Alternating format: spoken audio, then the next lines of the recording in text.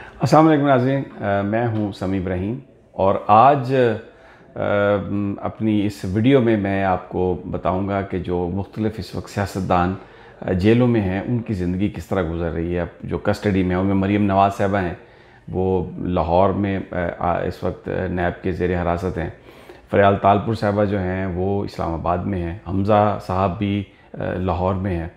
शहबाज साहब ने कैसे वक्त गुजारा था, अलीम ख़ान साहब कहाँ पर बंद रहे थे, तो ये थोड़ी सी हमने इंफॉर्मेशन ली है और आपको बताते हैं कि ये हमारे जो कायदीन हैं ये किस तरह हैं, जेल में क्या खा रहे हैं, किस तरह सो रहे हैं, जाग रहे हैं, इनका रवैया कैसा है, क्या गुफ्तगू कर रहे हैं और ईद इनकी कैसी गुजरेगी, वो भी हमने हुकाम से तफसीलात हासिल की हैं। बड़ी इंटरेस्टिंग है सिचुएशन। कल जब फ़रियाल तालपुर साहबा, सबसे पहले फ़रियाल साहबा की आपको कहानी सुनाते हैं। वो अपने घर में थी और फिज़िकल रिमांड में थी, लेकिन फिर ये हुआ कि जिस वक्त कल अदालत में वो पेश होने लगी तो उन्होंने कहा, उनके वकील ने, कि आप इन्हें फ़िज़िकल रिमांड में ही रखें, क्योंकि नैब ने कहा कि हमें ज़रूरत नहीं है, आप इन्हें जुडिशल में भेज दें।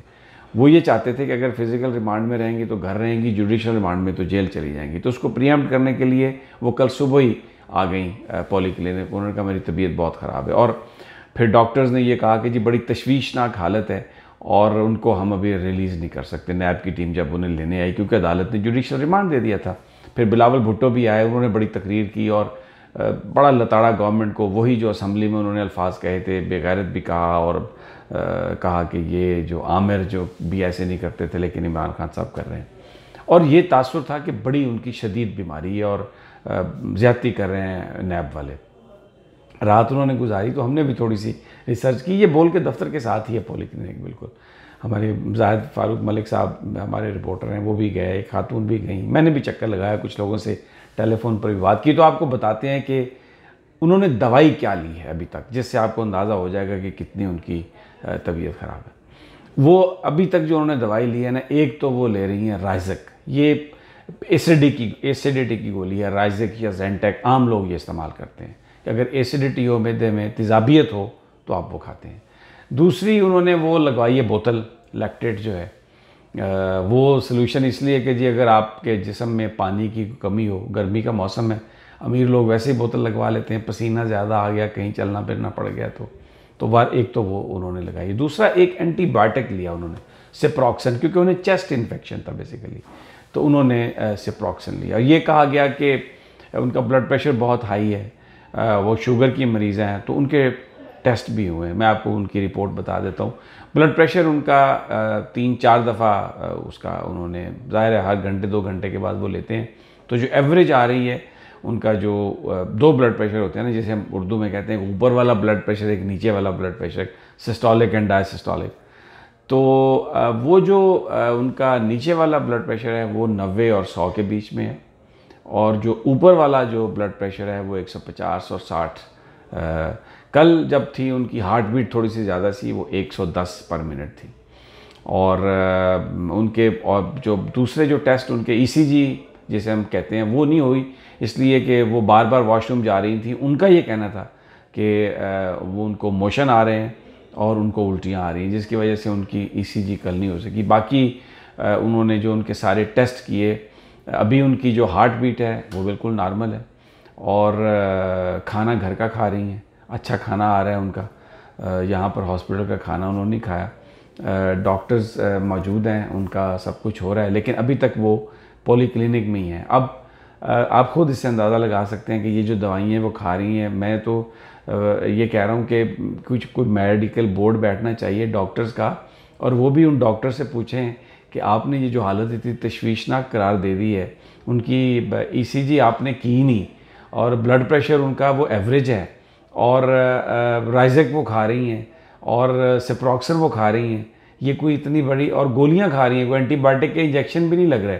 तो ये एक जो सारी कहानी बनाई गई थी वो ये बनाई गई कि उनको यहीं पर वो पॉली क्लिनिक में रहें, और जुडिशल रिमांड जो है उनका बस वो इधर ही रहें, घर के भी नज़दीक हैं, हॉस्पिटल है। अडयाला जेल वो नहीं जा रही, शायद वो दिल की धड़कन इसीलिए तेज़ हो, कुछ तनाव किसी कैफियत के, मुझे अडयाला जेल में जाना पड़ेगा। अभी तक वो यहाँ पर है, और ये तो बीमार बिल्कुल नहीं थी वो, और ये उन्होंने एक मैनेज किया, फैसिलिटेट किया। वो डॉक्टर्स से पूछना चाहिए कि आपने ये कैसे सब कर दिया। अब आ जाते हैं मरीम नवाज़ साहबा की तरफ। मरीम नवाज़ साहबा जो हैं वो डे केयर, एक नैब के जो बड़ी प्रेमिसेस है उसके अंदर एक डे केयर सेंटर है, क्योंकि वहाँ पर उनकी जो आईओज़ हैं, इन्वेस्टिगेटिंग ऑफिसर्स, वो 25, 30, 35 हैं। उनमें ख़वातीन की बड़ी एक अक्सरियत है। तो उनमें 5, 7, 8 जो हैं वो बच्चे भी लेके आती हैं। तो वहाँ पे नैब ने उनको फैसिलिटेट करने के लिए एक डे केयर बना दिया कि वो अपने बच्चे ला के वहाँ पे छोड़ देती हैं और अपना काम कर लेती हैं। तो क्योंकि अब छुट्टियाँ थी आजकल, तो वो बच्चे नहीं थे, तो वहाँ पे एक बड़ा कमरा जो है वो मरीम नवाज़ साहबा के लिए मखसूस किया गया। अच्छा, फ़रियाल तालपुर साहबा की एक बात मैं बताना भूल गया कि वो थोड़ी थोड़ी देर के बाद बुलाती थी कि जी इंचार्ज को बुलाओ, इंचार्ज को बुलाओ। बड़ी खफगी और बड़े गुस्से के आलम में थी। मरीम नवाज़ साहबा के बारे में ये है कि शी इज़ वेरी कोऑपरेटिव। उन्होंने आके कोई तकाजा नहीं किया कि उनको घर का खाना चाहिए। वहाँ पर एक डॉक्टर मौजूद है, जो राउंड द क्लॉक डॉक्टर है, जो वो सब चेक करता है। तो वो खाना वहीं पर उनका पका है। और उसमें जो हमारे सोर्सेज ने बताया कि सुबह उन्होंने जो नाश्ता किया वो आमलेट, स्लाइस और सादा सी चाय ली। और उन्होंने अपने घर के कपड़े पहने हुए हैं। वहाँ पे एसी वगैरह लगा हुआ है, उनके पास खिदमत गुजार भी हैं और उनके पास टेलीविज़न की सहूलत भी मौजूद है उस जगह पे कमरे में, और एसी वगैरह लगा हुआ है। तो वो बहुत ज़्यादा उन्होंने डिमांड नहीं की किसी चीज़ की। जब आई हैं तो वो प्लेजेंट मूड में थी, कोई गुस्सा वुस्सा नहीं था। लेकिन मुझे मेरे सोर्सेज ने बताया कि ज़्यादातर चुप हैं, खामोश हैं, ज़्यादा वो बात नहीं कर रही। क्यों नहीं बात कर रही? ज़ाहिर है दोस्ती वोस्ती नहीं है किसी से वहाँ पे, तो जो लोग होंगे, लेकिन ख़वातीन उनके साथ मामूर हैं और वो उनकी टेक केयर कर रही हैं। वहाँ पर हमज़ा शहबाज भी हैं। अच्छा, अब हमज़ा शहबाज जो हैं वो उसी प्रेमिसेस में दूसरी तरफ हवालात है। हवालात इस तरह से है कि एक राहदारी है, उसके इस साइड पे भी कमरे हैं, इस साइड पे भी कमरे हैं। और जो हमज़ा साहब का कमरा है वो ज़रा बड़ा कमरा है।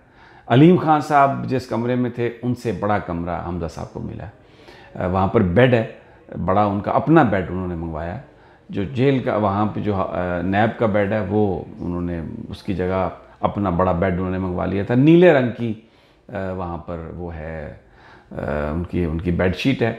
एक प्लास्टिक की कुर्सी भी है उनके पास, एक टेबल पे, और 3 मग्गे हैं, 3 मग चाय पीने वाले रखे हुए हैं। अब 3 का वो बहुत ज़्यादा शौकीन है, यानी वर्ड 3 के, क्योंकि उनके पास जो वॉशरूम में आने जाने के लिए जो जूतियाँ हैं जिसे हम सॉफ्टी कहते हैं, बड़ी कलरफुल वो सॉफ्टीज़ है, वो भी 3 उन्होंने मंगवा के रखी हैं। तो 3 मग्गे हैं, 3 सॉफ्टीज़ हैं, कुर्सी एक है प्लास्टिक की, एक उनके पास चेयर भी है, और वहाँ पर एक सूटकेस भी उनका पड़ा हुआ है, एक उनका बॉक्स है, और एक उनका वो जो सूटकेस जैसे हम ट्रैवल के लिए जाते हैं ना, जिसमें उनकी चीज़ें वीज़ें हैं सारी, और घूमते फिरते हैं, उनको चहलकदमी की इजाज़त है।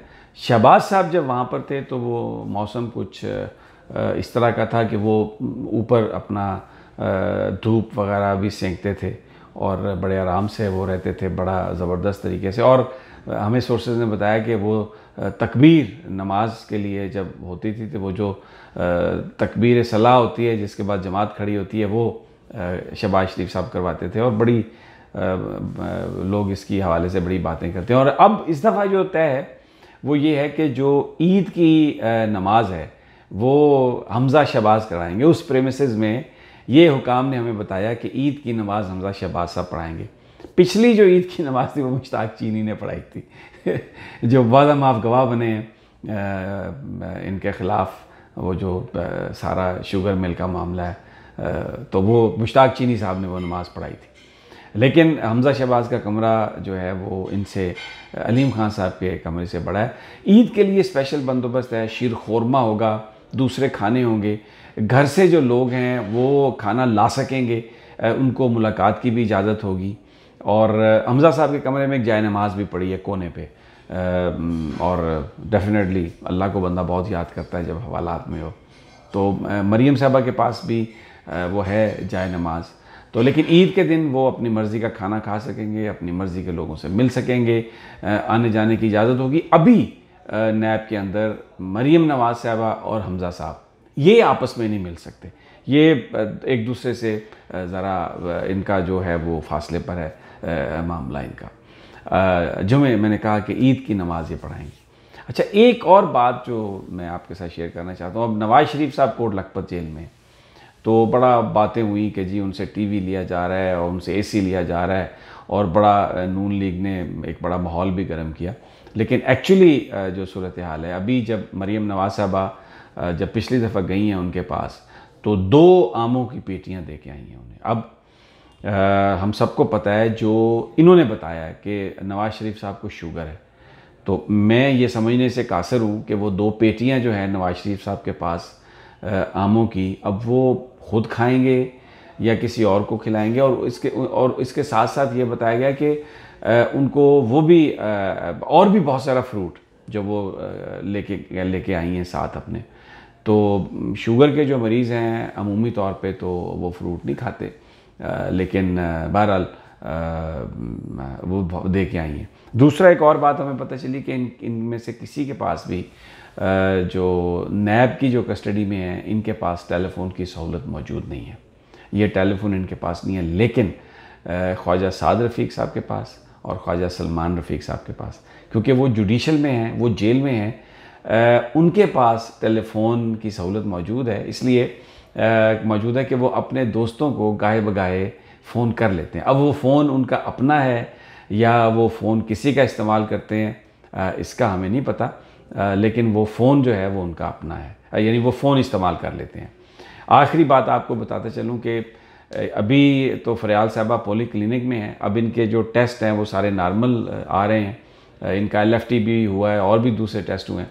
नैब की टीम वहाँ पर बैठी है और मुकम्मल तौर पर वो, उनका इसरार यही है, वो बार बार यही कह रहे हैं डॉक्टर साहबान से कि जैसे ही आप हमें उनकी कस्टडी दें तो हम चले जाएंगे इनको लेके अडियाला जेल। लेकिन फरियाल तालपुर साहबा की ये बड़ी ख्वाहिश है कि वो अडियाला जेल ना जाएं और वो सारे का सारा उनका ईद का मामला और जो कुछ भी है आने वाले दिनों में जो भी जुडिशल रिमांड है वो यहाँ पर पॉली क्लिनिक में वो कर लें। तो ये शब रोज़ हैं। अब ईद के बाद जो लोग इनको ज्वाइन करेंगे उस क्लब में, एहसन इकबाल साहब का नाम है, राना मशहूद साहब का नाम है, और फिर दोबारा शहबाज शरीफ साहब का अपना नाम है कि वो भी वहाँ पर चले जाएंगे। और हम आपको जो मज़ीद इस हवाले से ताज़ा तरीन है उससे आगाह करते रहेंगे।